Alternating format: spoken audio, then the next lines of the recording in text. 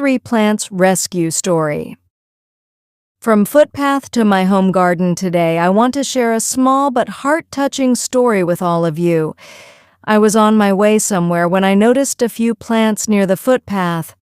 The moment I saw them, my heart felt heavy. Their condition was really bad. The soil was completely dry, the leaves were weak, and looking at the surroundings, it seemed like no one had taken care of them for a very long time. The area around them made it even more obvious. It looked like there had been many plants there before, but due to lack of care, they had already died. Only these 3 were left, and that too probably because the footpath was slightly broken and lower from that side, which might have given them a little protection. At that moment, I felt that if I didn't rescue them that day, their end was almost certain. So without thinking much, I decided to bring them home. While removing them, I got pricked by thorns and my hands were slightly hurt. But in my heart there was only one thought: I have to save these plants. After bringing them home, the first thing I did was wash them properly with water, clean them carefully, and check their roots. At that time, I didn't even know their names.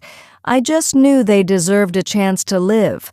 I didn't have any empty pots available. The pots in which I had planted portulaca earlier were the only ones I could arrange. So I managed 3 pots and planted the rescued plants one by one. My daughter was recording the video, so we had to pause many times in between. She is still very young, but she loves helping me in all these activities. Sometimes she held the camera, sometimes she passed me soil, and together we completed this little rescue mission. Honestly, we were very tired by the end, but there was a deep sense of peace in my heart. When you are saving a life, even a plant's life, the tiredness doesn't feel heavy. After planting them, I searched online to find out what they were. That's when I discovered one plant is an agave, the second one is a prickly pear cactus, and the third one is Euphorbia Lactea. I was even happier to learn that all 3 are hardy plants, which means they are easy to care for and can survive even in tough conditions. I felt so grateful that my mini home garden had a new addition. Not 1, not 2, but 3 plants at once.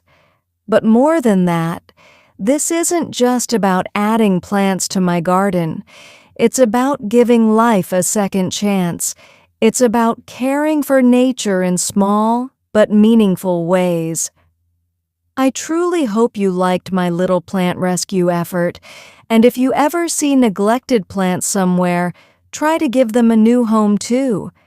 Because plants are living beings, and with a little love and care, they bloom again.